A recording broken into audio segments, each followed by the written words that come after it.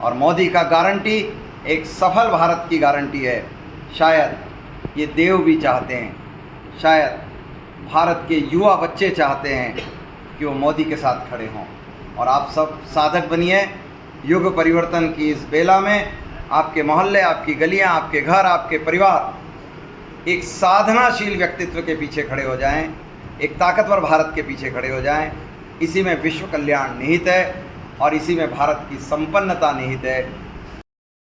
Performance based politics 2014 आपने हमें सत्ता दी थी। 13,90,000 करोड़ रुपए का कुल रेवेन्यू। भारत की सेना के रिटायर्ड अधिकारी सड़कों पर थे, 1 रैंक 1 पेंशन। 10,000 करोड़ के भुगतान की लड़ाई में भारत सरकार ने हाथ खड़े किए थे। मोदी सरकार आज 13,90,000 करोड़ का रेवेन्यू अर्न करने वाली भारत की सरकार 47,50,000 करोड़ के विशाल बजट के साथ खड़ी है। आज हमने भारत की सेना को, जो 3 सेनाएं थी, थल, जल, नभ, उसको एकीकृत कर दिया। मुझे सौभाग्य प्राप्त रहा कि मैं CDS रावत सहित देश के उन बड़े नामों के साथ काम कर चुका हूँ। मैं फॉरेन पॉलिसी से लेकर रिवर पॉलिसी तक, मैं फाइनेंस से लेकर ट्रेड तक, मैं भारत की केक की रिपोर्टों से लेकर उन अत्याधुनिक परिवर्तनों के दौर का एक साक्षी हो गया। हमने दुनिया के ऐसे 230 आइटमों पर काम करना चालू कर दिया है जिन पर भारतीय बाजारों का कब्जा नहीं था। आज लकड़ी के खिलौने बेचने वाला देश, आज खादी एक ब्रांड के रूप में दुनिया के सामने स्टेबल करने वाला देश, आज शहद के मार्केट पर भारत की यूं कहते गुलामी थी। हम एक सक्षम रूप से एक एक आइटम को चिन्हित करते हुए दुनिया के बाजारों की तरफ अपने बच्चों को ले जा पाने में सफल हुए। 2900 रुपये में फर्टिलाइज़र खरीद कर 266 रुपये में देना, 2 लाख करोड़ के सब्सिडी प्रोग्राम से देश को जोड़ना, आखिरकार एक मुक्ति की आवश्यकता थी। और हमारे बच्चों ने नैनो यूरिया का उत्पादन करके दुनिया को चमत्कृत कर दिया। 2026 वो साल होगा जब भारत फर्टिलाइज़र की गुलामी से मुक्त हो जाएगा। हम अपने बच्चों के लिए 2 लाख करोड़ बचा पाएंगे। ये अद्भुत परिवर्तन है। मैं समझता हूँ कि भारत अब किसी भी फील्ड में पीछे नहीं है। 2013 में 1500 करोड़ के मोबाइल उत्पादन करते थे। हमने पूरी पृथ्वी के सामने प्रस्ताव रखे, हमारा दबाव भी था कि भारत अब भारतीयों के लिए काम कर रहा है। तो make in India, make by India, make for India की तर्ज पर आपको आना ही होगा। 1500 करोड़ का मोबाइल उत्पादन करने वाला यह देश आज 4,10,000 करोड़ के मोबाइल उत्पादन करके 1,20,000 करोड़ की विदेशी मुद्रा कमाता है और 1,20,000 करोड़ के मोबाइल अब दुनिया के बाज़ारों में बेचता है। 2025 हम ऑटोमोबाइल बाज़ार के किंग होंगे।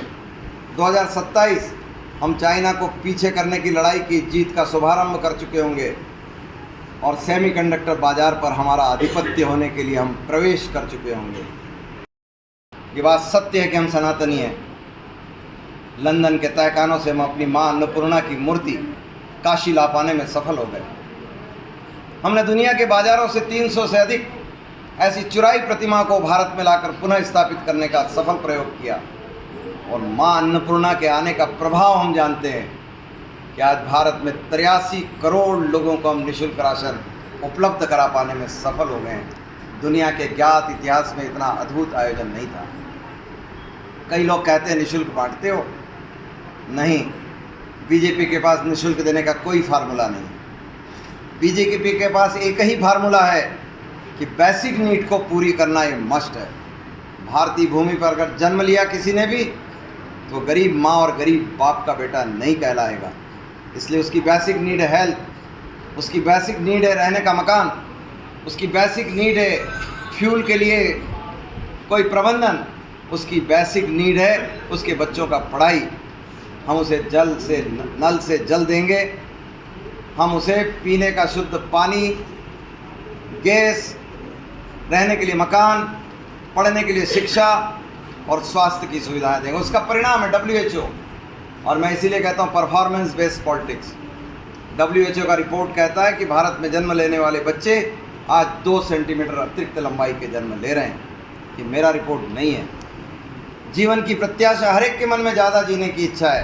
2013 एवरेज एज भारतीयों का 63 ईयर, 2024 एवरेज एज भारतीयों का 70 साल। ये अद्भुत परिवर्तन है। भारत के हेल्थ सेक्टर का अभूतपूर्व आमूल चूल परिवर्तन। पृथ्वी के 76% लोगों ने मोदी को मोदी कहा है और मोदी का गारंटी एक सफल भारत की गारंटी है। शायद ये देव भी चाहते हैं, शायद भारत के युवा बच्चे चाहते हैं कि वो मोदी के साथ खड़े हों। और आप सब साधक बनिए युग परिवर्तन की इस बेला में। आपके मोहल्ले, आपकी गलियां, आपके घर, आपके परिवार एक साधनाशील व्यक्तित्व के पीछे खड़े हो जाएं, एक ताकतवर भारत के पीछे खड़े हो जाएं। इसी में विश्व कल्याण निहित है और इसी में भारत की संपन्नता निहित है। हम दुनिया के सबसे बड़े फॉरेक्स भंडार पर आगे बढ़ रहे हैं। आज हमारे पास 645 अरब डॉलर का विदेशी मुद्रा का भंडार है, यानी 50,000 अरब रुपया। आज हमारे पास सोना खरीदने वाले शक्तिशाली देशों में हम सम्मिलित हुए हैं। जब आपने हमें भारत दिया था तब सोना गिरवे रखा था और आज हमारे पास 800 टन से अधिक सोना स्टॉक है। इतना काम करने के बावजूद हमारा पड़ोसी जो हमसे लड़कर अलग हुआ था, वहाँ 200 रुपये किलो आटा है और मेरे यहाँ 83 करोड़ लोगों को निःशुल्क गेहूँ घर पहुँचाया जाता है। ये बदलता हुआ भारत है। ये आपके सहयोग के बिना आगे नहीं बढ़ सकता है। और डेवलपमेंट आप कहीं भी चेक करो, रेल की पटरी पर चेक करोगे तो मंदसौर संसदीय क्षेत्र के माधव भैया भी बता रहे थे 18 रेलवे स्टेशन आधे बने हुए थे, महिलाएं उतर ना सकती थी, पुरुष बुजुर्ग चढ़ नहीं सकते थे। आज एक भी रेलवे स्टेशन ऐसा नहीं है जिसका लंबाई रेल के डिब्बों के बराबर न हो। हमने 100% इलेक्ट्रिफिकेशन करवा दिया। हमने 70 ओवरब्रिज अंडरब्रिज, मीनाक्षी के समय एक बना था, वो भी नगर पालिका मंदसौर ने आधा पैसा दिया था। 71 ओवरब्रिज अंडरब्रिज बना पाने में हम सफल हुए हैं। हमने रेलवे के इतिहास में 500 ऐसे अमृत स्टेशन बनने थे। एक ही दिन में 544 स्थानों पर स्क्रीन लगा। मैं वो सौभाग्यशाली सांसद हूँ जिसके क्षेत्र में एक ही दिन में 4 स्थानों पर और स्क्रीन लगाकर हमने देश को बताया कि हम विकास की श्रेणी में हम आगे के क्रम में खड़े हैं। बच्चों को पायलट ट्रेनिंग मंदसौर हो या नीमच, 12 हवाई जहाज उड़ते हैं। ये सुविधाएं आसपास के संसदीय क्षेत्रों में नहीं है, आसपास के प्रांतों में नहीं है। हम ला पाने में सफल हुए। सैनिक स्कूल मंदसौर चल रहा है। देश का पहला प्राइवेट सेक्टर सैनिक स्कूल हम मंदसौर ले आए। दूसरा सैनिक स्कूल जो स्वीकृत हुआ है वो नीमच का। मध्य प्रदेश में अगर 3 स्कूल होंगे तो 2 मेरे संसदीय क्षेत्र में। मध्य प्रदेश में अगर पायलट ट्रेनिंग के 2-3 स्थान होंगे तो 2 मेरे यहाँ हैं। पूरे हिंदुस्तान का एकमात्र ये संसदीय क्षेत्र है जहाँ 3 मेडिकल कॉलेज सरकारी काम करते हैं, 3 नर्सिंग कॉलेज हैं, सेंट्रल स्कूल। देश में 4-5 ऐसे स्थान होंगे जहाँ 2 होंगे, लेकिन नीमच में 2 है। शामगढ़ जैसे छोटे से पॉइंट पर हम दूसरा दुनिया का अद्भुत सड़क दिल्ली मुंबई एक्सप्रेसवे हम ला पाने में सफल हुए हैं। बुद्धिस्ट सर्किट, स्वदेश दर्शन सर्किट, पर्यटन की अभूतपूर्व संभावनाओं पर हमने काम किया।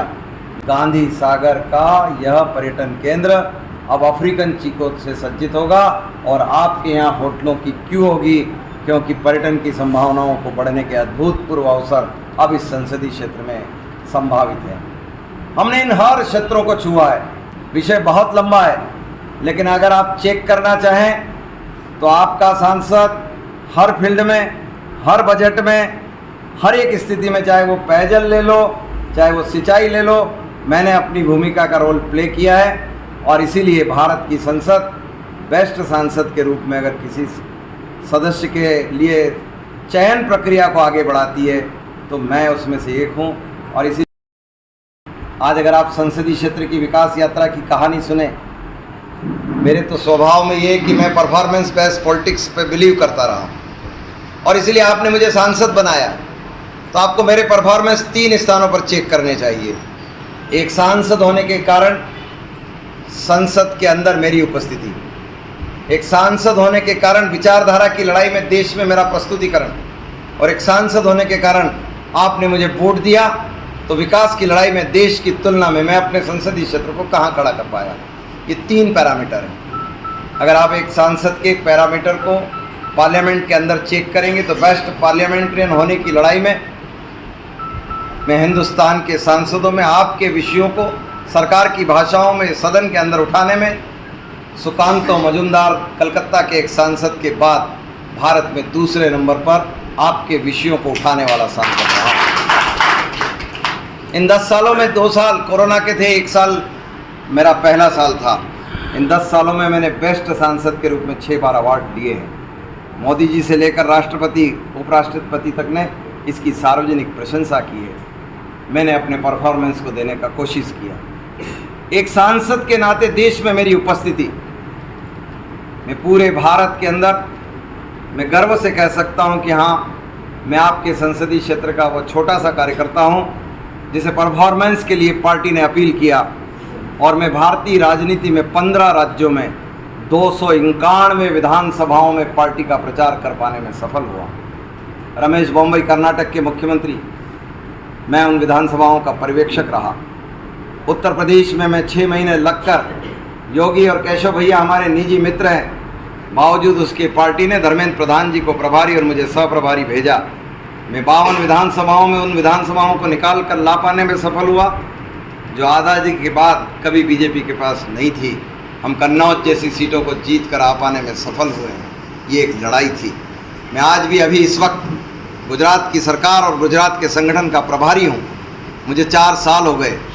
मैं आज भी गुजरात की सरकार और उसके सिस्टम को देख रहा हूँ। पार्टी के नियमित संपर्क में रहता हूँ कि हम इस लड़ाई को लड़ें। नॉर्थ ईस्ट के राज्यों से लेकर साउथ के राज्यों तक, बंगाल से लेकर हरियाणा तक, दिल्ली से लेकर और दक्षिण के राज्यों तक काम करने का पार्टी ने मुझे मौका दिया। और